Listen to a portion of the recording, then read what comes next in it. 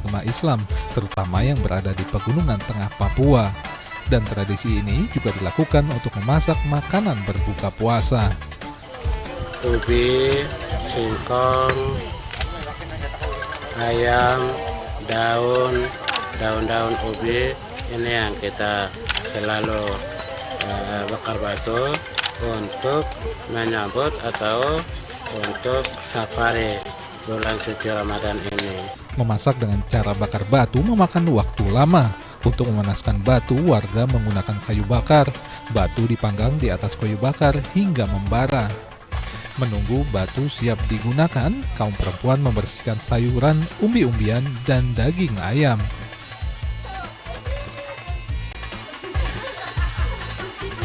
Begitu batu siap digunakan, warga membuat lubang kecil, menaruh alang-alang sebagai alas. Lalu batu panas dimasukkan ke dalam lubang beralas alang-alang tersebut.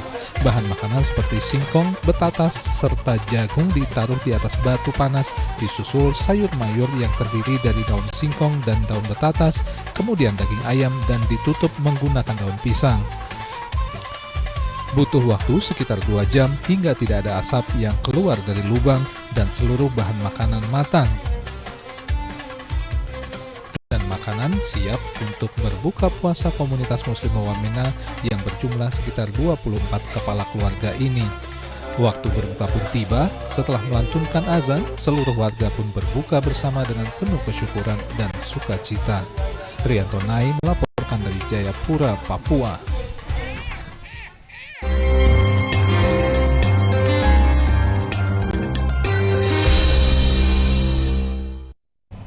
Ini dari Papua, kita ajak pemirsa di rumah ini mengarah ke antara Eropa dan juga Asia. Pasti ke Turki. Ke Turki. Ini saudara menjelajah Istanbul, Turki. Tak lengkap tanpa menilik sejarah dari kota tua ini dengan mengunjungi beberapa tempat. Salah satunya ini Museum Hagia Sophia atau Hagia Sophia. Dan berikut adalah liputan reporter RCTV Jati Dharma dan juru kamera Dwi Firmansyah.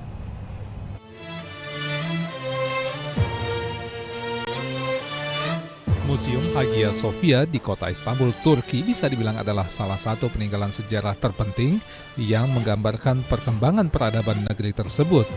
Setelah dijadikan museum oleh Mustafa Kemal Atatürk, tokoh negara Turki modern tahun 1935, bangunan Hagia Sophia atau Hagia Sophia ini dibangun pertama kali tahun 360 Masehi oleh Kaisar Romawi Timur Konstantin dan menjadi gereja terbesar atau basilika di Kekaisaran Romawi Timur selama lebih dari 1000 tahun.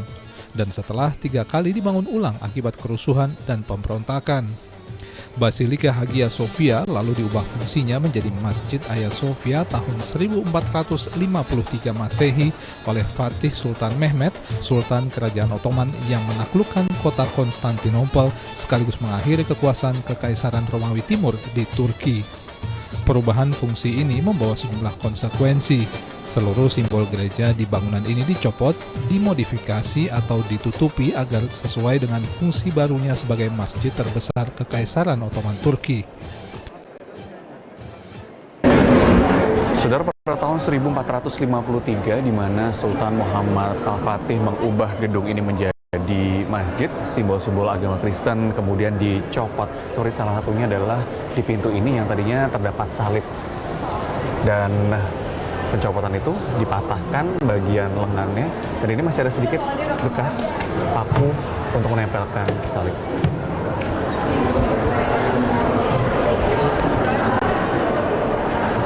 Tak hanya di pintu, sejumlah lukisan dikubah serta mozaik ditutupi dengan semen dan dicat dengan tulisan kaligrafi. Lalu di bagian depan masjid ditambahkan mimbar tempat khutbah dan altar diubah menjadi tempat imam memimpin sholat. Di bagian kiri altar juga dibuat bangunan khusus yang diperuntukkan bagi Sultan Kekaisaran Ottoman untuk melakukan sholat Jumat ataupun sholat malam.